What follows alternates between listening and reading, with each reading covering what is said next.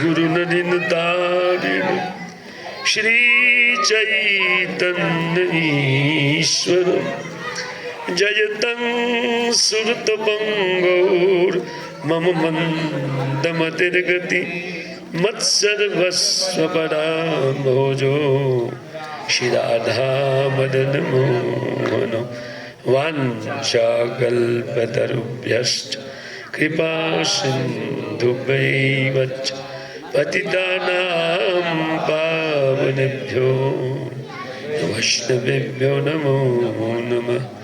श्री कृष्ण चैतन्य प्रभु नित्यानंद श्री अद्वैत गदाधर शिवासादि श्री गौर भक्तवृंद।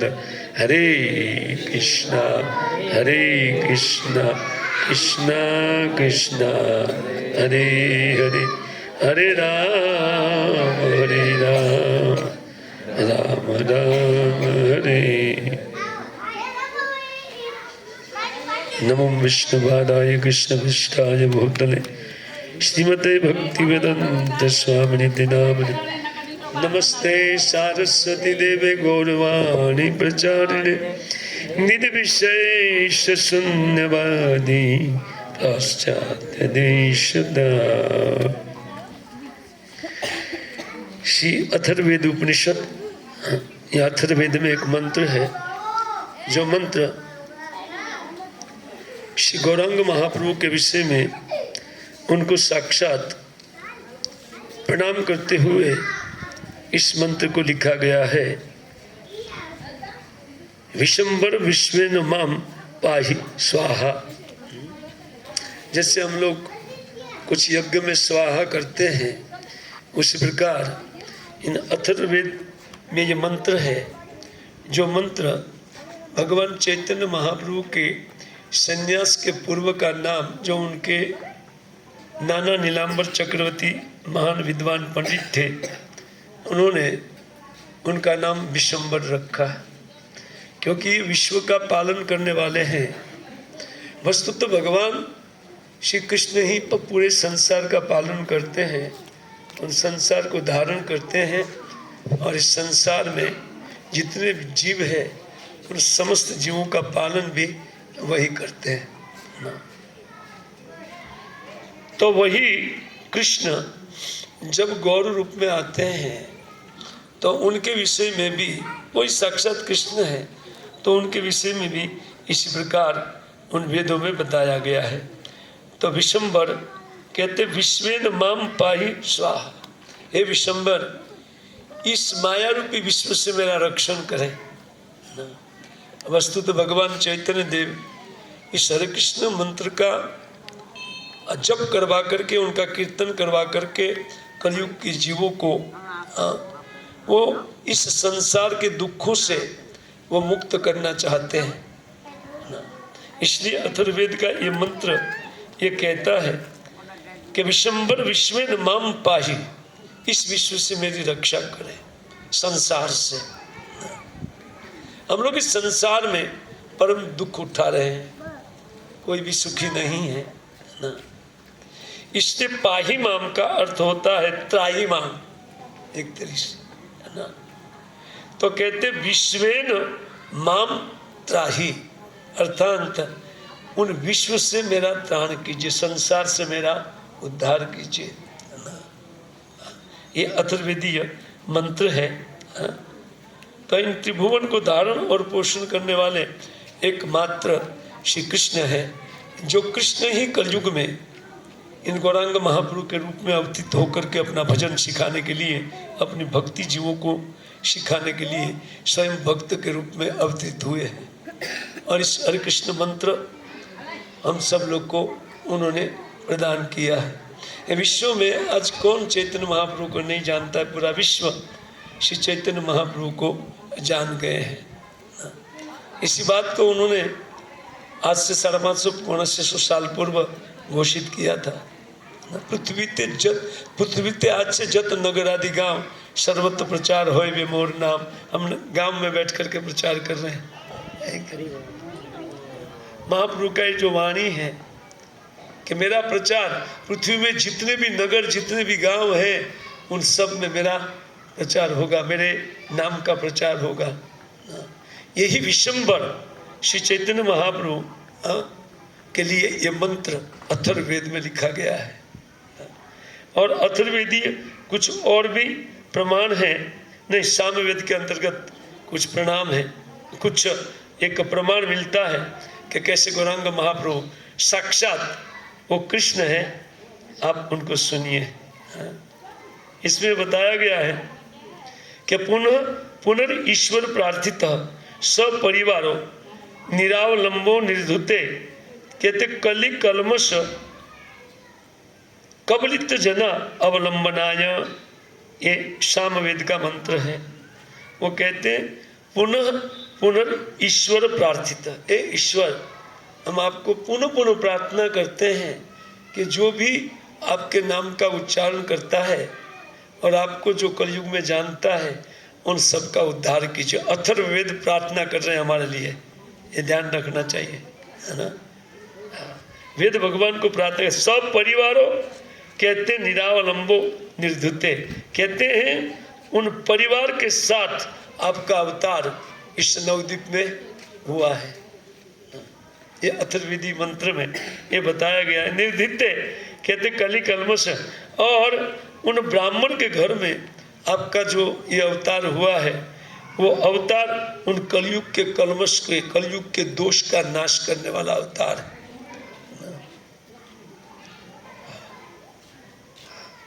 तो उन कहते कली कबलित जन जो है, कलीनो कोळियो बनेला माणसो, गुजराती बोलવાનું છે ને, હિન્દીમાં ઉઠાય, કલિયુગનો કોળિયો બનેલા જે માણસો છે કેવા છે? કલિયુગનો કોળિયો કેવો છે? સજનથી સજન માણસને પણ બગાડી નાખે છે, હે ને। બહુ સજન માણસ હોય પણ થોડા દુર્જનો હોય, એ દુર્જનોની સંગતિમાં આ કલિયુગ સજ્જન માણસોને પણ ખરાબ કરી નાખે છે। એટલું દૂષિત આ કલિયુગ છે। તો કે આ કલિયુગના જે કૌર બનેલા, જે કોળિયા બનેલા માણસો છે, એ માણસોને તમારું અવલંબન આપી અને તમે એને ઉદ્ધાર કરો। આ અથર્વવેદીય પ્રાર્થના છે।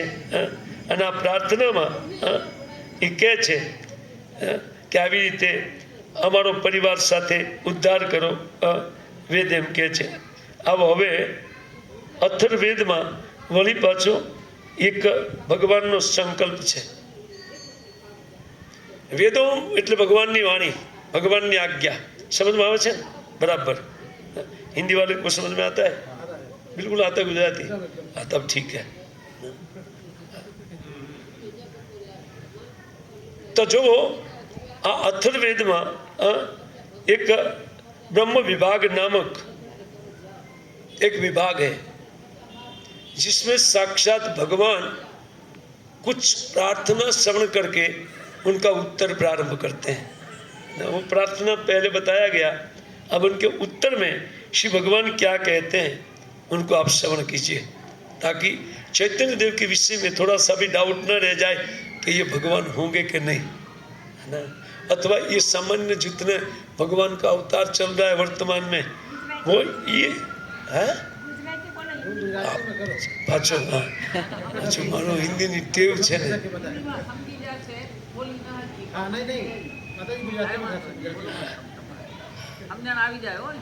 तो कलियुगना जीवो छे एना उद्धार माटे भगवान के एक संकल्प करे छे, है ना। आ ब्रह्म विभाग एना माटे छे कि जे कई भगवानना अवतारो छे, ये अवतारो वेदोमां घोषणा कंईक करे छे, आने ब्रह्म विभाग कहे छे वेदनो, है ना। आमां कहे छे कि ये तो अहम कृत संन्यासो अवतरिष्यामि सगुणो निर्वेदो निष्कामो, है ना। वो कहे छे कि हूँ आ कलयुग में एक सन्यासी ना रूपे अवतार लईश, सगुण मारा पोताना सच्चिदानंद रूप ने हूँ प्रकट करीश। हाँ, वो कहे निर्वेदो निष्कामो, ए वखते मारा चित्त में एटलो बधो वैराग्य हशे, है ना। કે હું બધાને સંસારથી વૈરાગ્ય શીખવાડી અને મારી ભક્તિ શીખવાડી છે ના વૈરાગ્ય યુક્ત ભક્તિ રસમ અપાયમ અને અનઅભિપ્સુન મેં ના રઘુનાથ દાસ ગોસ્વામી પ્રાર્થનામાં કહે છે કે હું બિલકુલ ભક્તિ પ્રાપ્ત કરવાની મારી બિલકુલ ઈચ્છા નહોતી, પણ આ સનાતન ગોસ્વામી પાદ એક એવા છે કે એને જબરજસ્તી મને વૈરાગ્ય રૂપે ભક્તિનો રસ પાન કરાવ્યો. આ ગૌર પાર્ષદ છે, ચૈતન્ય મહાપ્રભુના પાર્ષદો છે.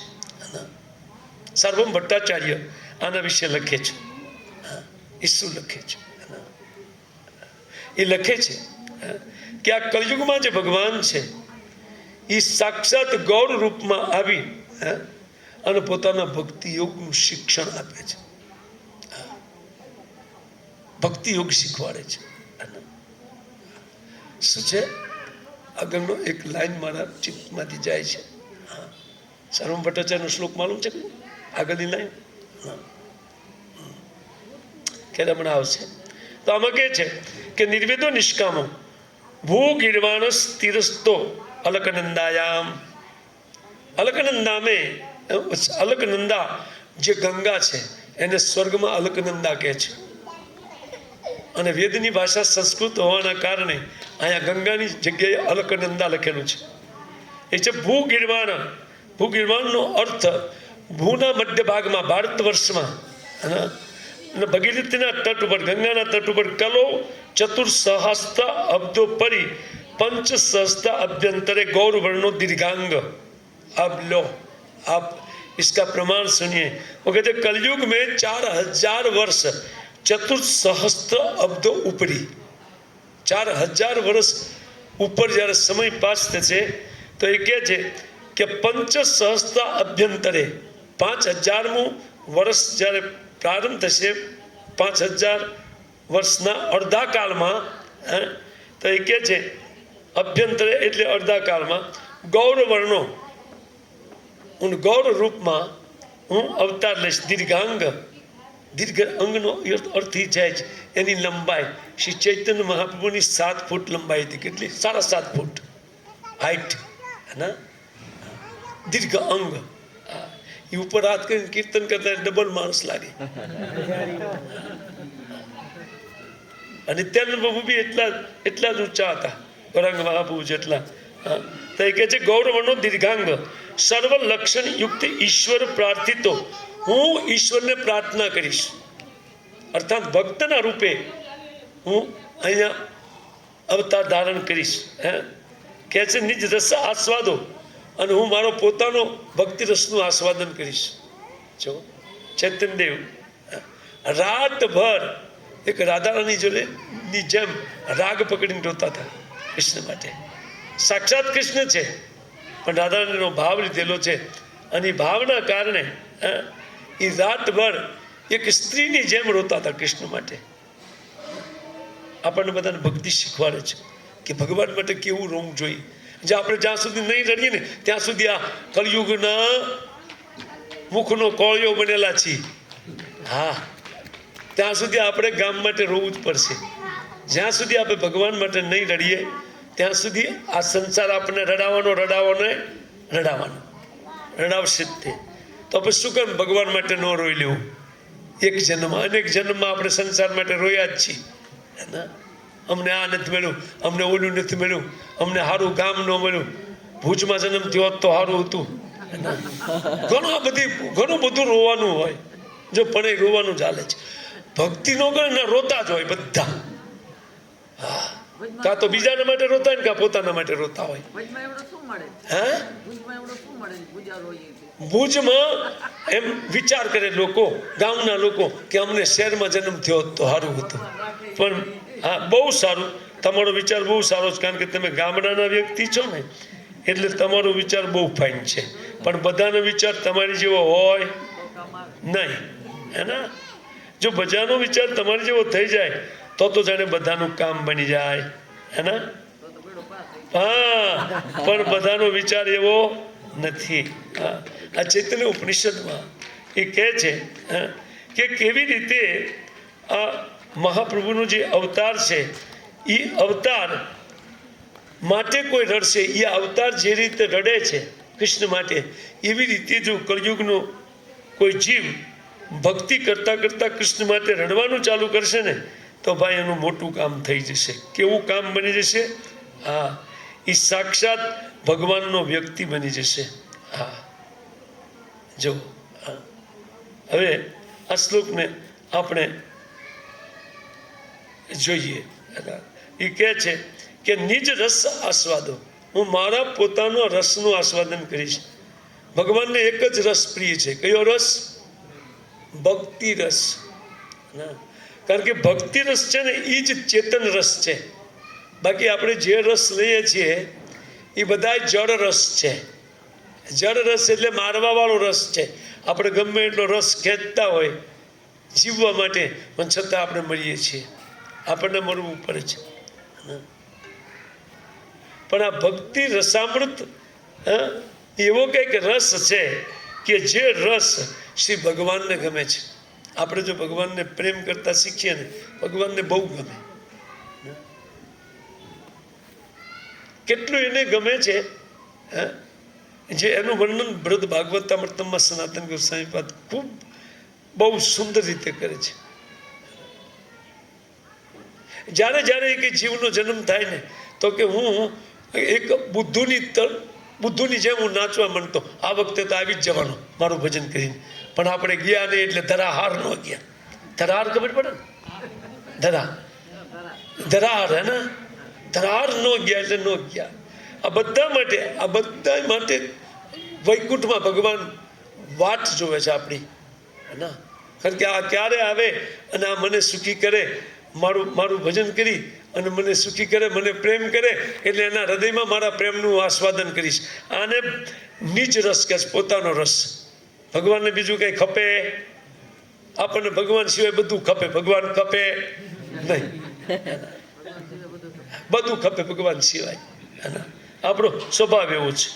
પણ જો આપણે ભક્તિ રસનું આસ્વાદન કરીએ તો એ ભગવાનના રસ જે છે એનું આપણે પાન કરીએ છીએ, ભગવત રસનું. અને એ ચેતન રસ હોવાના કારણે સૌથી પહેલાં આપણા નસીબમાં શાશ્વત જીવન આવી જાય છે. અને જે ચિરંજીવી બનવાની ઈચ્છા છે, હનુમાન મહારાજ બની ગયા છે ને ચિરંજીવી. હે થઈ ગયા ને? શું કામ? રામનું નામ લઈને ચિરંજીવી બની ગયા. આપણે પણ બની શકીએ, આપણે પણ ભગવાનના અંશ છીએ. પણ એને ભક્તિ રસ પીધો અને આપણે આ સંસારનો કડવો ને ખાટો ને એવો રસ પી રહ્યા છીએ. અને પછી અંતે મરણ રસ, એક મરણનો રસ ભોગવવો પડે. ભાઈ ભોગવો, બીજું શું? મૃત્યુ નહીં હોવા છતાં આપણે મૃત્યુનો ભોગ કરવો પડે છે, અથવા મૃત્યુ આપણને ગળી જાય છે. એ કહે છે ભક્ત રૂપો મિશ્ર આખ્યો. ભક્ત રૂપે આવીશ અને મિશ્ર, મારું બ્રાહ્મણ કુળમાં જન્મ થશે અને મિશ્ર પરિવાર છે. જગન્નાથ મિશ્રના ઘરે જન્મ થયો. ચૈતન્યમાં અથર્વવેદની વાણી છે, વિચાર કરો તમે. અથર્વ તૃતીય કાંડે બ્રહ્મ વિભાગ અંતર્ગત ભગવાન સ્વયં ઘોષણા કરે છે કલયુગમાં હું કેવી રીતે આવીશ. કે તે વિદિત યોગ શ્યામ, હું બધાને મારો ભક્તિ યોગ જે છે એ બધાને આખા દુનિયાને પ્રચાર કરીશ. શીલ પ્રભુપાદ મહારાજની કૃપાથી આજ પૂરી દુનિયામાં આ ભાગવત ધર્મનો પ્રચાર થઈ રહ્યો છે. અને ગામે ગામ, નગરે નગર લોકો ચૈતન્ય મહાપ્રભુના ગુણ ગાતા થયા છે. જો એમને લખેલી જે વાણી છે વેદમાં, વેદ કોઈ ખોટા હોય? આ વેદ વાણી છે. એટલે આપણે આ ચૈતન્ય દેવને એક સામાન્ય જેવી રીતે પોતાના સંપ્રદાયના લોકો એને વડીલને એના સંપ્રદાયના સંસ્થાપક આચાર્યને ભગવાન બનાવી દે, એવું અમારા સંપ્રદાયમાં નથી. નહીં તો પ્રભુપાદજીને ભગવાન બોલતા હોત. એકવાર પ્રભુપાદજી લંડનમાં નહીં અમેરિકામાં એક જગ્યાએ પ્રચાર કરતા હતા. પ્રચાર કરતાં કરતાં એક બહારના વ્યક્તિએ પૂછ્યું કે મહારાજ તમે ભગવાન છો? તો કે ના, હું ભગવાન નથી. તો કે અહીંયા જેટલા સાધુ હોય ને એ પછી ધીરે ધીરે પછી ભગવાન જ બની જાય છે. એ કે હું ભગવાન નથી, હું ભગવાનનો દાસ છું. 1 મિનિટ રોકાઈને પ્રભુપાદજીએ કીધું કે ના, હું દાસ નથી, હું દાસ થવાની પ્રેક્ટિસ કરું છું. હજી હું દાસ નથી થઈ શક્યો. આ એમની નમ્રતા છે. આટલા મોટા પ્રચારક હોય, હા, એના ઉપર ભગવાનની કૃપા ન હોય. પણ આની નમ્રતા છે કે હું જે ભગવાનના દાસ થવાની કોશિશ માત્ર કરું છું, ભગવાનનો દાસ હું થયો નથી. વિચાર કરીએ આપણે. અમે અમારી સંસ્થાના સંસ્થાપક આચાર્ય, કોઈ પણ આચાર્યને ભગવાન નથી કહેતા, કેવળ ચૈતન્યદેવને કહીએ છીએ. કારણ કે અથર્વેદ લખે છે, ઉપનિષદો લખે છે, ભાગવત લખે છે, અને અનેક પુરાણમાં અનેક પ્રકારે એમની કથાઓનું વર્ણન છે. આ વર્ણન અમે ધીરે ધીરે જ્યાં પણ આ ક્લાસ હશે આ લોકોને લિંક મોકલજો તમે.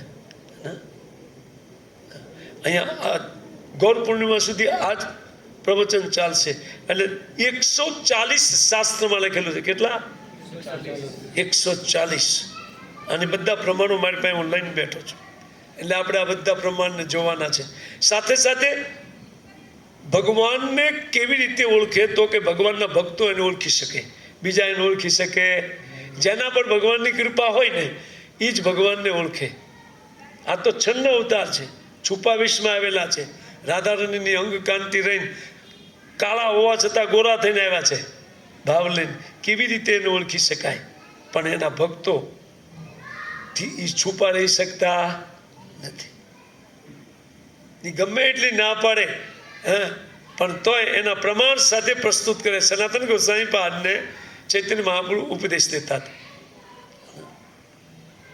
એમાં યુગ ધર્મ યા યુગા અવતારનું વર્ણન આવ્યું.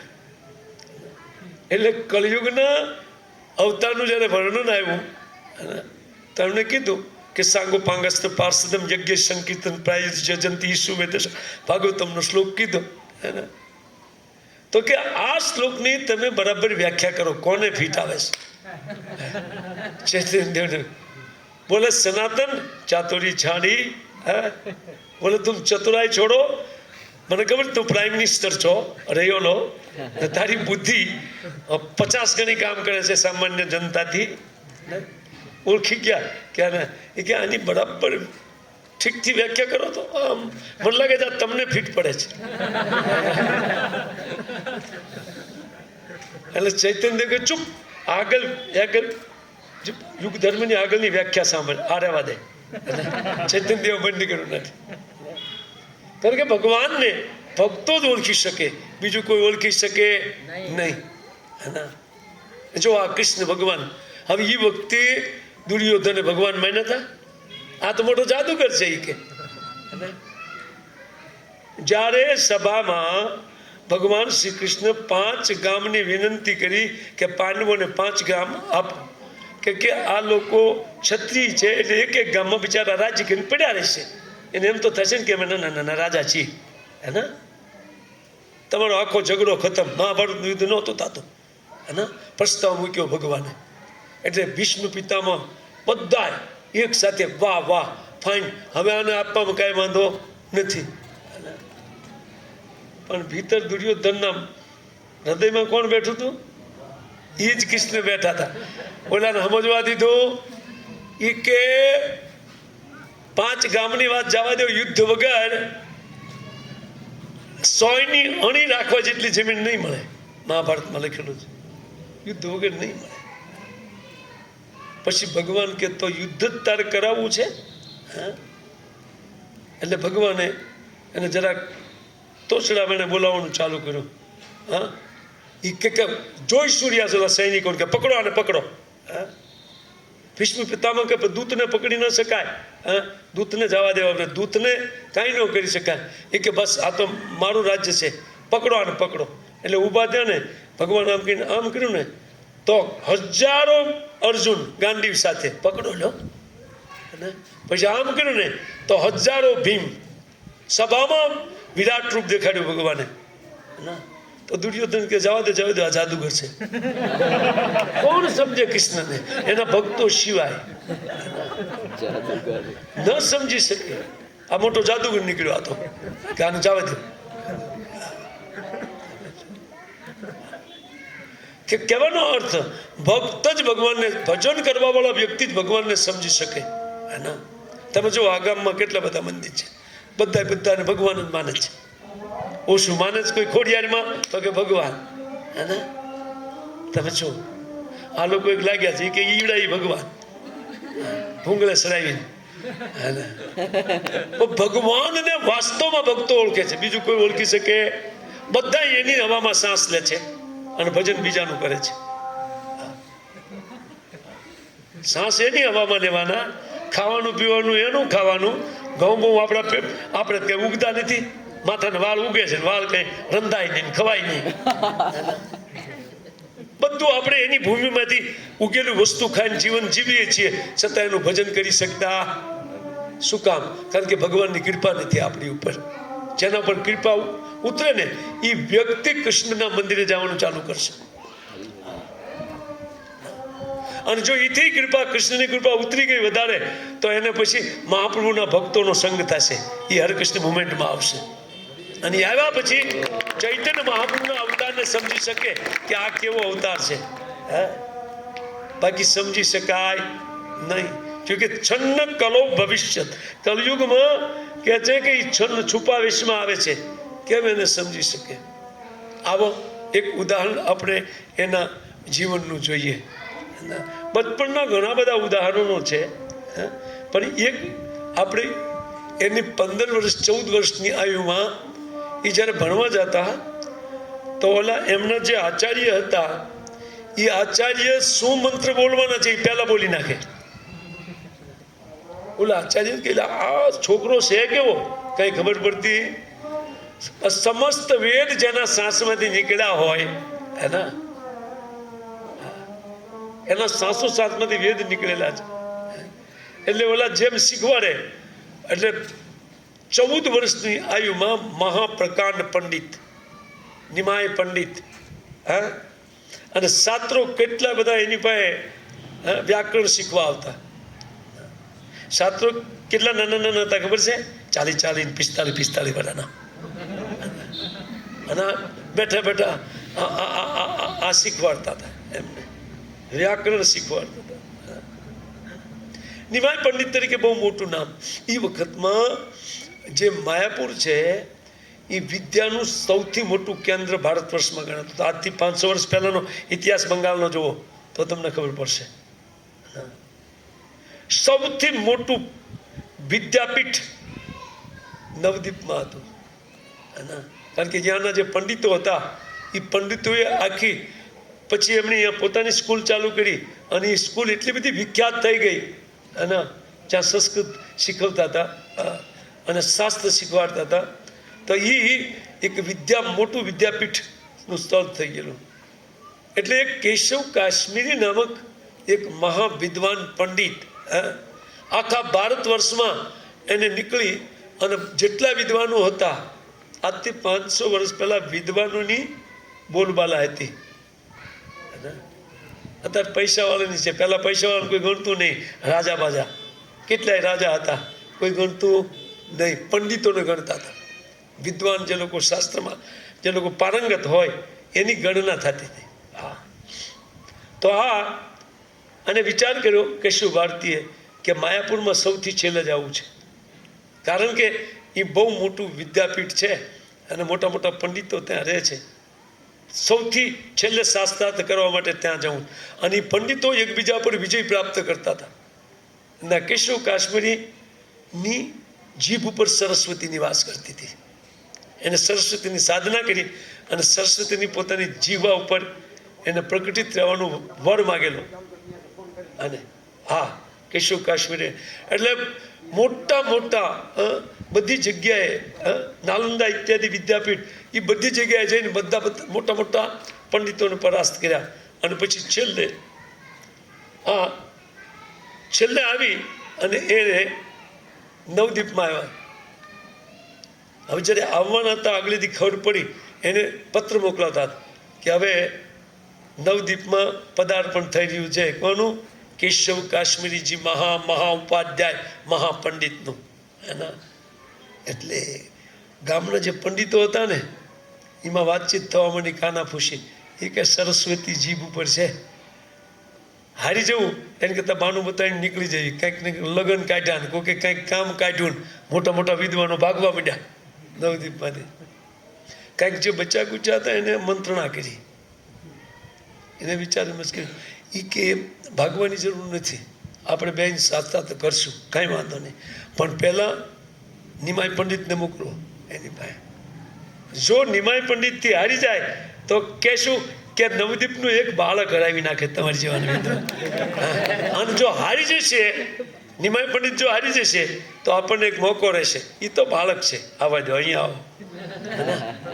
એટલે આ લોકોએ વિચાર કર્યો કે આને પહેલાં મોકલવા, પણ ભગવાનની કંઈક બીજી ઈચ્છા હતી. તે દિવસે પૂર્ણિમાની રાત્રિ હતી અને આ બધુંથી પૂર્ણિમાનો ચંદ્ર હજી પ્રગટ થયો હતો પશ્ચિમ દિશામાંથી. તો એવે ટાણે પૂર્વ દિશામાંથી એવે ટાણે ગંગાના દર્શન કરવા માટે સાંજે એ પહોંચેલા, હજારો હાથી ઘોડા સાથે, કારણ કે વિદ્વાનીઓ સાથે બહુ મોટી ફૌજ જેવું હાલતું હતું. મોટા મોટા રાજાઓ જે છે એ વિદ્વાનોને ચાહતા હતા એ વખતે. તો મોટા પણ બધી જગ્યાએ વિજય પ્રાપ્ત કર્યો એટલે ગિફ્ટ મળે, હાથી ઘોડા, લોકો રાજા લોકો મોટું મોટું ગિફ્ટ આપતા અને ભેટ આપતા હતા.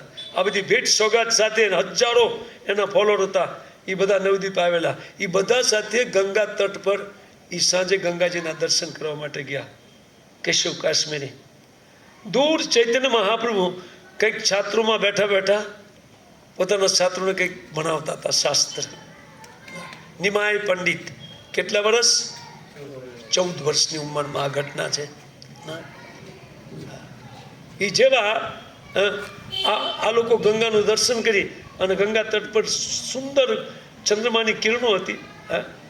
તો એ કિરણોમાં એને કીધું કે થોડુંક આપણે ફરીએ. તો દૂરથી સભા જોઈને એટલે એના માણસો જે નવદીપના એને થઈ ગયા હતા કે જો એ નિમાય પંડિત છે, આનો ધુરંધર પંડિત છોકરો છે, પણ એનો છોકરો નહીં સમજવાનો. તો ઓલે કીધું ચાલો તો ના જ જાઉં પહેલાં